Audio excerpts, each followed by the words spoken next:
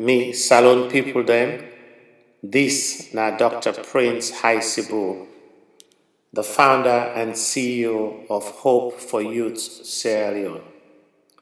As I know, this week, on September 14, 2020, we launch a chapter for individuals with special needs.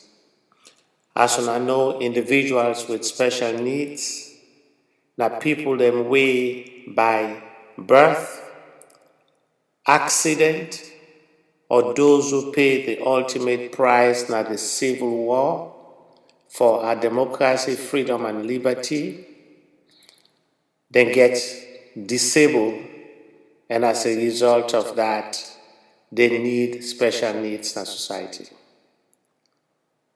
We fellow Sierra Leoneans with special needs are struggling, and today I'd share with you the story of a man who paid the ultimate price for our liberty, democracy, and our freedom, with in soul and in body, and today requires special needs. And we as individuals, we as citizens of Sierra Leone, we as God-fearing and God-loving people, we therefore come up to the rescue of our fellow Sierra Leoneans with special needs. Listen to his story.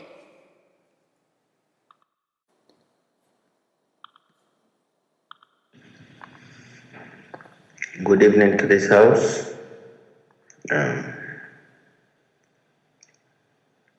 My name is Rufus Tamba Karngba. I live within the Western Province of Sierra Leone in the Western Rural District of Waterloo. I live at number 26 Finley Street, Central Waterloo.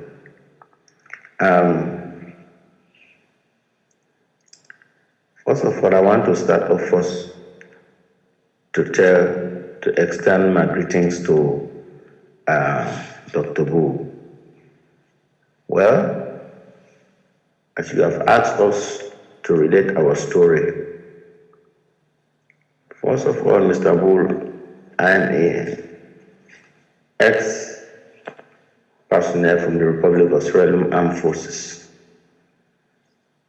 I enrolled within the Armed Forces in 1991, and I sustained this injury on the 26th of November 1994 at Pujong District in Sierra Leone.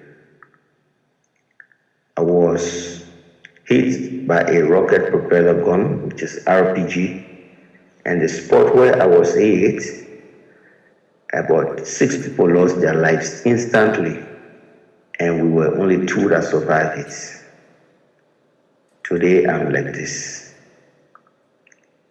Actually, as you said, we should not call ourselves disabled. We should call ourselves persons who need special needs. And right now, I'm struggling here in Sierra Leone. As you can see the photos, this is my protestor's leg. I've been using these legs for nearly 8 to 9 years. The leg is small for me.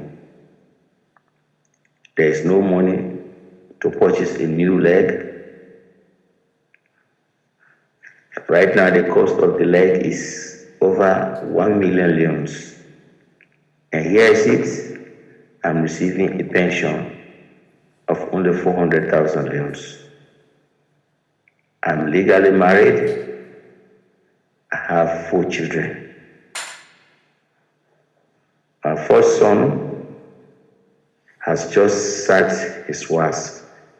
This means the 12th grade. The second one is in SS1, which is the 10th grade.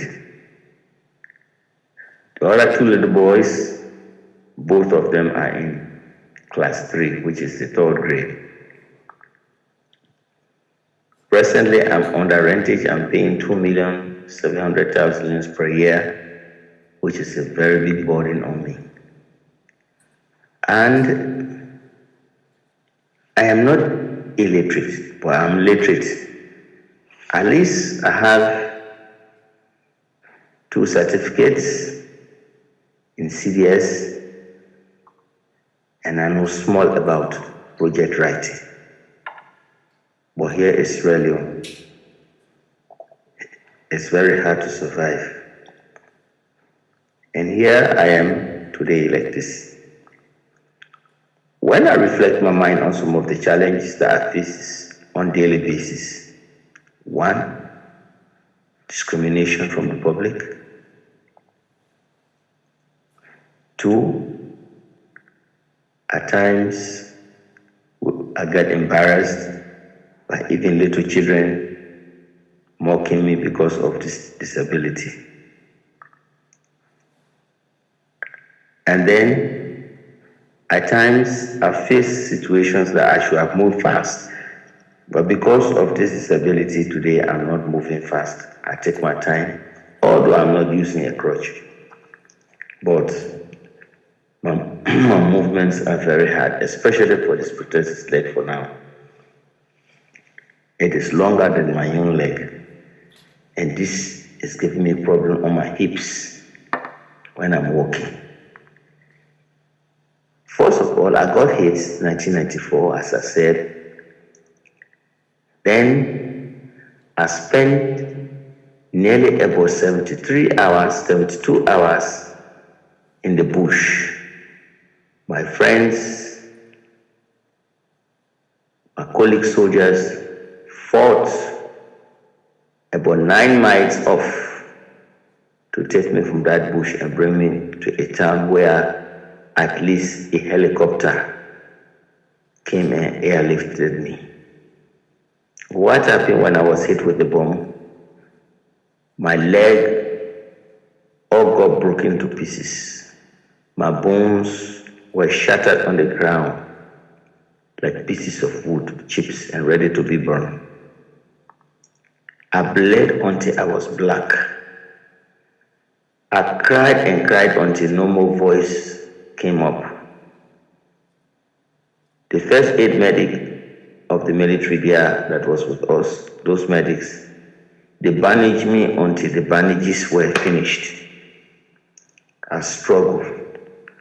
I saw death approaching, especially the last night to sleep, to meet the morning that I was airlifted. I felt my soul was going, but something brought my soul back. When I was airlifted, I was taken to the Wilberforce 34 Military Hospital up at Wilberforce community. I spent 1 year and 6 months in that hospital. Then I proceeded to Makeni, Stoko, where I was taught to work with this foot for nearly 3 months. From there I was discharged.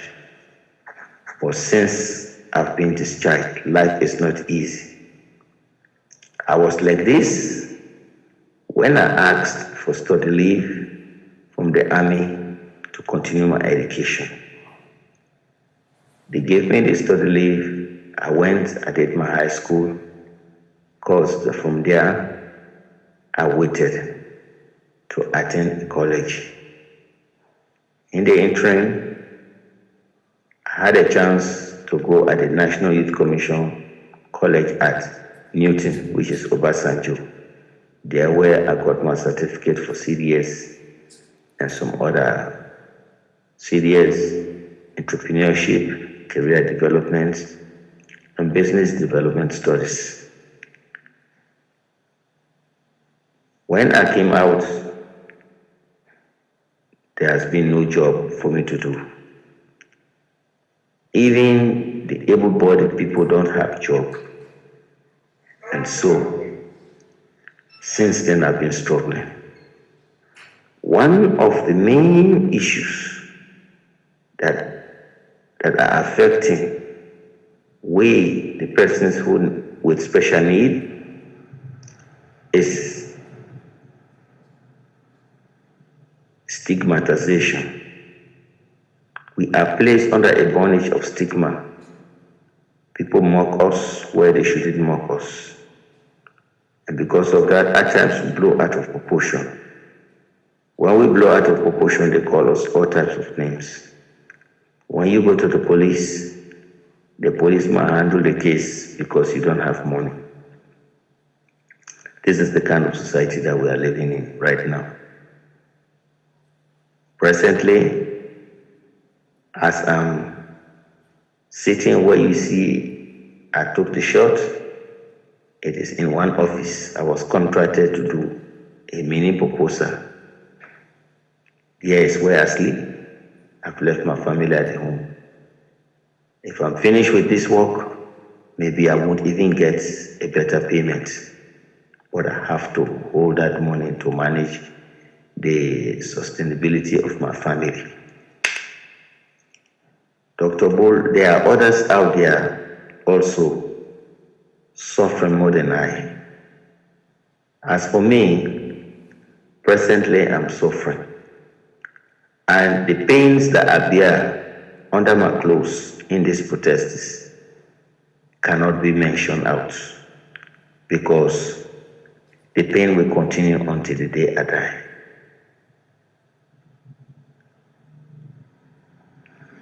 In continuation, I also have skills in music. I play guitar and I play keyboard. Right after this, I will send a track that I composed for myself. And it is a gospel track because I don't sing worldly track, but I sing gospel tracks. And I started playing guitar and keyboard 1996. But since then, I've received no sponsorship to do an album. Just because the Christian sponsors want me to leave my church and go to their church. That has been killing me psychologically. So I decided to give up music. I just sit down and run around, do some small paperwork for people to pay me, and add it up to my pension, actually. But one big thing always drives in my mind when I'm running around. My children. What is the future of my kids? What is the future of my children? If I should request any help from you, that request will be from a very felt need. My very first felt need is I need sponsorship for my children to get them educated. I'm now getting old. I'm over 50 years. But yet I look young. It's because of the way I'm handling myself. I need support for my children. The education of my children is paramount in this case. When it comes to me, I'm a gospel artist and I'm just wasting. I have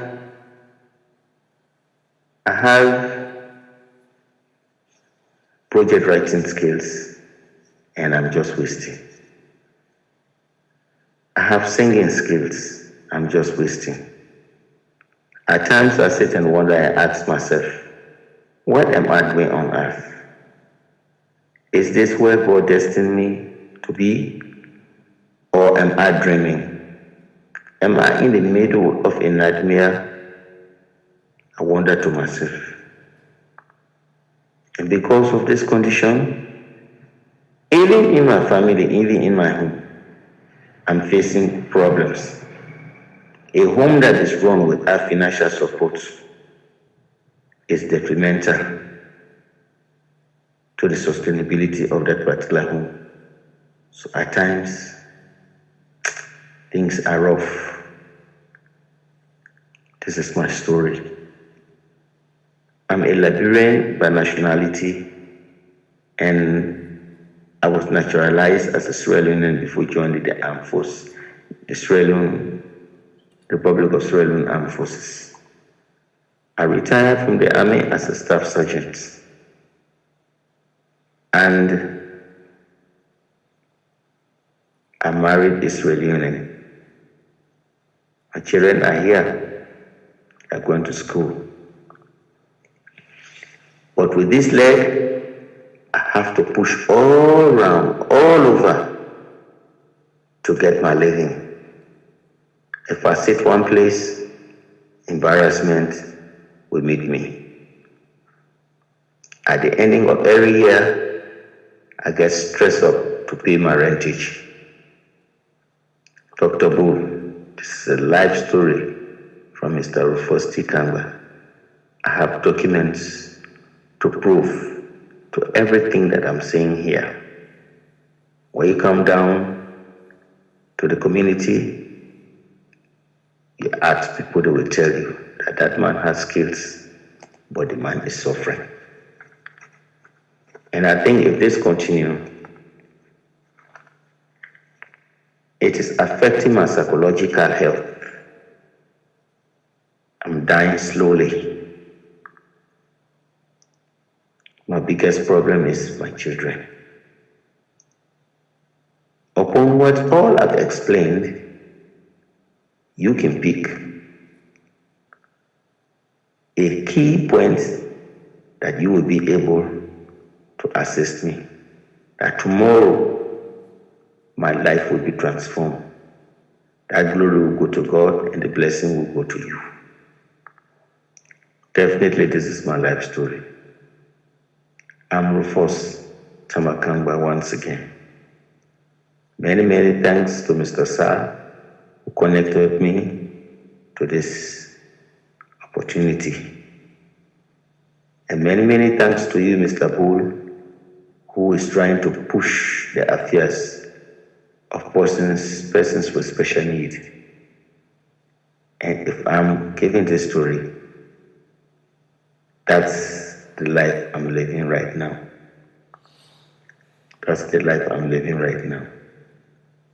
We are living in a society where stigma is pulling us down, where discrimination is pulling us down. We have PhDs. When I say PhDs, we are poor, hungry, and driven.